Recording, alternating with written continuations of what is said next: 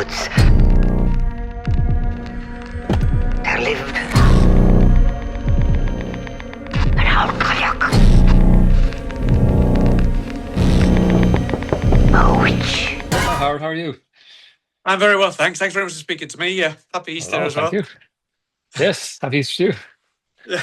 So, I mean, first of all, congratulations on the movie. Yeah, you watched it yesterday. It's fantastic. I loved it to bits, man. It's great. So, congratulations on that. Brilliant. Thank you. So, I mean, my first question is, I know that you really wanted to kind of bring back this haunted hotel subgenre that kind of you felt was kind of sorely missed, that there wasn't enough of that going around. So I'm quite curious, aside from actually kind of bringing that subgenre back, what specifically did you want to bring new that you felt hadn't been done before in those kind of haunted hotels? Because I know you're big fans of things like The Shining, Innkeepers, 1408 were certain ones that you've mentioned when you're at the festivals. I think it's pretty much like any horror trope or any kind of horror cliche. It's just, and I've done stuff before, the guy heading down into the basement, or I've done haunted house movies. It's just to see what I do with it. It's just to see, like, I'd like to see if I was to sit down and write something, like, what would my approach to it be? Like, what would my caretaker and my bellboy and my manager and my the owner of the hotel and the bar staff. It's just I wanted to see, like, what would my take on all of this stuff that's maybe been done a lot? What would that be? And I think that's kind of that would just be my approach with with anything. It's almost like if I made a creature feature, I'd be curious, would I be any good at that? Would I have a different take on that, or would it be kind of like, oh, we've seen all of this before?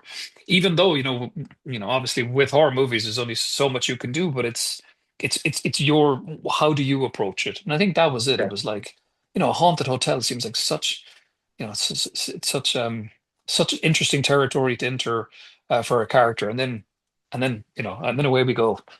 I know. Away we definitely go. Yeah, I loved it. Yeah, tell me a little bit about the main character played by Adam. He's like a very standoffish, unapproachable, unaltruistic writer. I'm quite curious why you went off on that foot to kind of why that character served as kind of the springboard for the whole story. How that worked into the kind of the story you wanted to tell in the haunted hotel. It's probably to do with the dialogue to begin with, because I knew he'd be coming in, and if you have a character who's quite prickly and standoffish, that maybe for me there'd be a way to write some kind of entertaining dialogue just to begin with, in terms of, like, if you kind of realize that every interaction this guy has with somebody, it's not really a good one. Like, even a guy who likes him and pays him a compliment, Yeah. he's cruel. Like, he's a total bully. Like, there's nothing pleasant about him. So I thought, oh, it's just for me again writing it. I thought that would be interesting to just to see if I could get a good character out of that. I mean, I could have just as easily had a character who's very sweet and nice and showing up and being very polite to everybody. And it's like, but then it's always that thing, you've got nowhere to go then. Whereas at least if you bring in a guy who's just like, this guy is, I really want to see this guy get punished. I really hope this guy doesn't escape the room, and I hope that I hope the witch and the ghosts and everybody get him. And to start with that, and then just to see if you can kind of bring it back and kind of maybe, see that, like a lot of people, that there's more going on than just that. That there's a reason that he's troubled, and there's a reason that maybe he's having a bad day, because he's got a head full of he's got a lot of bad thoughts going on, and there's something in that I found interesting too. Don't just dismiss him as he's just bad. It's like, well, no, it doesn't excuse it, but he's troubled for a reason, and then see if by the time you get to the end of it, or even halfway through, that the audience might go, all right, yeah, this guy, there is a bit here. Maybe he does deserve to be punished, and see if he can get out the other side of this. Yeah, and then also, I mean, I love the fact that he's, like I said, he's so standoffish, and then we see this story arc, and we sort of layers of the onion are peeled away, and we get to see him. But I'm quite curious at the same time. He's extremely, he's completely skeptic of everything, which is specifically why the film is called Hokum itself, because he says it in the film, right? So I'm quite curious, using that kind of character, that's kind of laying down a gauntlet for yourself to make sure that you can make what we see later on believable, not just for him, but for your viewers as well now, because he is so skeptical of everything. Yeah, and again, it's interesting because, like, for me, just I guess less as a writer and more as just a filmmaker, as a director. Then you're staying so close to this character all the time, and the film is really through his eyes. You're trying to see, like, how do we, he's so dismissive of everything to begin with. How do we kind of slowly start to have him think like maybe there is something up in the room, maybe it is haunted, or maybe there's more to this than he would have believed. I just think that's kind of fun too in a horror film, when you see a guy who's this is all, nonsense. And then by the end of it, it's that they're running for their life. It's just entertaining to watch. Oh, definitely, yeah. Something that must have been really entertaining was to bring Adam over to Ireland with all these Mm, these actors, and there's a lot of quite a few plays on kind of the language barriers there. I'm quite yeah. curious how much of that came from the actual script itself, and came from Adam when he actually turned up on set with you guys, and certain things maybe didn't have the same meaning for him that they did for you. I just made sure to go through the script with him to begin with, to kind of say, well, like here's how I've written. Like always, I do this with all the actors, and I said, well, I've written it in my voice, essentially written in my accent, Yeah. and then you sit down with Adam and just say, like, how here would be here's how I would phrase it, but obviously, Adam's from the States, so I mean, you would try to. I said always, don't be so strict with the script, Right. phrase it in the way that you would. But Adam's great. I mean, like he's got very natural kind of comedic instincts too. And lucky for me, also, he's a huge horror fan, so he got all of my references. So when I have those two things, yeah, it just makes him more. It makes it's more fun to watch him react than with my Irish cast. Yeah, and they were very supportive of each other because they obviously got the joke that they're all these kind of local Irish guys in the southwest of Ireland, and Adam's very much this outsider. Yeah, Uh, I think there's a nice bit of but, back and forth there. but did the Irish cast kind of try to trip him up a little bit, just to kind of play with that same kind of humor that is quite present in the film? Uh, I suppose there was a little bit of playfulness with them there. I wouldn't say they ever intentionally tried to, like, catch him out or anything. Yeah. I mean, David. I mean, obviously, David and David Wilmot, who plays Jerry, and Adam Scott. They have a lot of scenes together. So yeah, just to watch them go back and forth is great. And David's accent would be so thick and different compared to Adam's. So yeah, and just for me to watch it was it was the script coming to life. So then, just Uh-huh. as being the first audience watching it, I really enjoyed it.